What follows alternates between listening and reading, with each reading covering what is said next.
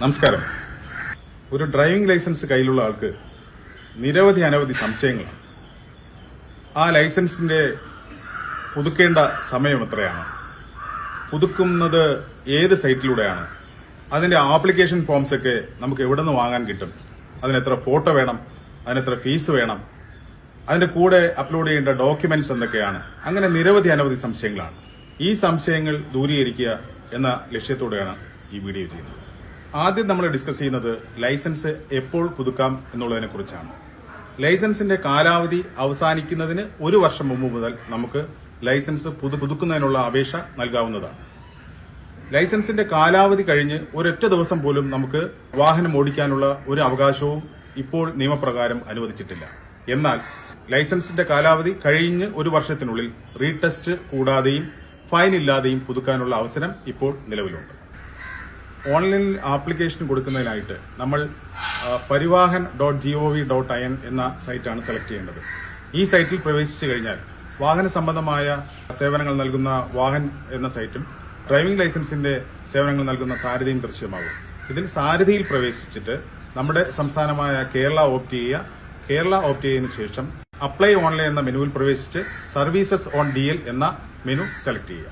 ഇവിടെ നിങ്ങളുടെ ലൈസൻസ് നമ്പറും ജനന തീയതിയും കൊടുക്കുന്നതോടുകൂടി നിങ്ങളുടെ നിലവിലുള്ള ലൈസൻസ് അവിടെ പ്രദർശിപ്പിക്കപ്പെടും.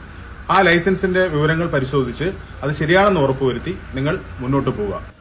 തുടർന്ന് നിങ്ങളുടെ മൊബൈൽ നമ്പർ, നിലവിലെ ലൈസൻസിലെ അഡ്രസ്സിൽ കൂടെ പിൻകോഡ്, താലൂക്ക്, വില്ലേജ്, ജില്ല തുടങ്ങിയ അടിസ്ഥാന വിവരങ്ങൾ കൂടെ അപ്ഡേറ്റ് ചെയ്യാനായിട്ട് സിസ്റ്റം ആവശ്യപ്പെടും. അത് കൃത്യമായി ചെയ്തതിനു ശേഷം വീണ്ടും മുന്നോട്ട് പോവുക. ഇത്രയും ചെയ്ത് കഴിയുന്നതോടുകൂടി നമുക്ക് ഈ ഡ്രൈവിംഗ് ലൈസൻസിന്റെ സേവനങ്ങൾ എന്തൊക്കെ ചെയ്യാൻ പറ്റുമെന്നുള്ളത് ദൃശ്യമാക്കിക്കൊണ്ട് ഒരു മെനു അവിടെ പ്രത്യക്ഷപ്പെടും. അതിനകത്ത് ഡ്രൈവിംഗ് ലൈസൻസിന്റെ റിന്യൂവൽ നമുക്ക് ചെയ്ത് മുന്നോട്ട് പോകുമ്പോൾ ഒരു ആപ്ലിക്കേഷൻ നമ്പർ നമുക്ക് അവിടെ ജനറേറ്റ് ചെയ്യും.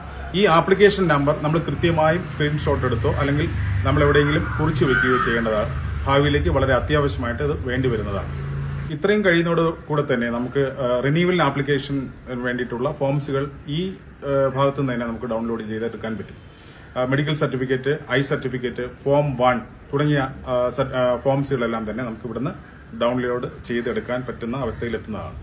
ഇനി നിങ്ങൾ ഡോക്ടറെ കണ്ണ് certificate, medical certificate, form number 1 സ്വന്തമായി പൂരിപ്പിച്ചതിന് ശേഷം തിരിച്ച് അപ്ലൈ ഓൺലൈൻ എന്ന മെനുവിൽ പ്രവേശിച്ച് ആപ്ലിക്കേഷൻ സ്റ്റാറ്റസിൽ ആപ്ലിക്കേഷൻ നമ്പറും ഡേറ്റ് ഓഫ് ബർത്തും കൊടുക്കുമ്പോൾ നമുക്ക് അപ്ലോഡ് ചെയ്യേണ്ട സൈറ്റിലേക്ക് നമ്മളെത്തും. അവിടെ നമ്മൾ form number 1, medical certificate, I certificate, നിലവിലെ ഡ്രൈവിംഗ് ലൈസൻസ്, ഫോട്ടോ, സിഗ്നേച്ചർ എന്നിവ നമ്മൾ അപ്ലോഡ് ചെയ്യേണ്ടതാണ്. ഈ ഭാഗത്ത് തന്നെ ഫീസ് അടച്ച് സ്ലോട്ട് ബുക്ക് ചെയ്ത് അപേക്ഷ പൂർത്തീകരിച്ചതിന് ശേഷം ഫോം നമ്പർ 2, അതായത് അപേക്ഷാ ഫോറം നിങ്ങൾക്ക് ഡൗൺലോഡ് ചെയ്തെടുക്കാവുന്നതാണ്. ഇതിനുശേഷം നിങ്ങളുടെ ഈ ഡൗൺലോഡ് ചെയ്ത ആപ്ലിക്കേഷൻ ഫോമും നിലവിലെ ലൈസൻസും തിരിച്ച് സേവനം കഴിഞ്ഞ് നിങ്ങൾക്ക് തിരിച്ചയച്ചു തരാനുള്ള സെൽഫ് അഡ്രസ്ഡ് സ്റ്റാമ്പ് ഒട്ടിച്ച കവറും ഉൾപ്പെടെ RTO ഓഫീസുകളിൽ ഏൽപ്പിച്ചു കഴിഞ്ഞാൽ നിങ്ങൾക്ക് ലൈസൻസ് റിന്യൂ ചെയ്ത് നിങ്ങൾക്ക് തന്നെ അയച്ചു തരുന്നതാണ്. ശ്രദ്ധിക്കേണ്ട 2 കാര്യങ്ങൾ: ഒന്ന്, യഥാസമയം ലൈസൻസ് പുതുക്കുന്നതിനുള്ള സർക്കാർ ഫീസ് 460 രൂപയാണ്. മാത്രമല്ല, ഏതെങ്കിലും സാഹചര്യത്തിൽ നിങ്ങൾ ആപ്ലിക്കേഷൻ മെനുവിൽ നിന്ന് പുറത്തു പോവുകയോ മറ്റേതെങ്കിലും സാങ്കേതിക തടസ്സങ്ങൾ അനുഭവപ്പെടുകയോ ചെയ്യുകയാണെങ്കിൽ ഒരിക്കലും രണ്ടാമതൊരു ആപ്ലിക്കേഷൻ നമ്പർ ജനറേറ്റ് ചെയ്യാൻ ശ്രമിക്കരുത്. ആദ്യത്തെ ആപ്ലിക്കേഷൻ നമ്പറിൽ തന്നെ നിങ്ങൾ ആ സർവീസ് ലഭ്യമാക്കാൻ ശ്രമിക്കേണ്ടതാണ്. അതിന് ആപ്ലിക്കേഷൻ സ്റ്റാറ്റസിൽ ആപ്ലിക്കേഷൻ നമ്പറും ഡേറ്റ് ഓഫ് ബർത്തും നിങ്ങൾ എൻട്രി ചെയ്തതിനു ശേഷം നിങ്ങൾക്ക് അവിടെ നിന്നും പ്രൊസീഡ് ചെയ്യാവുന്നതാണ്.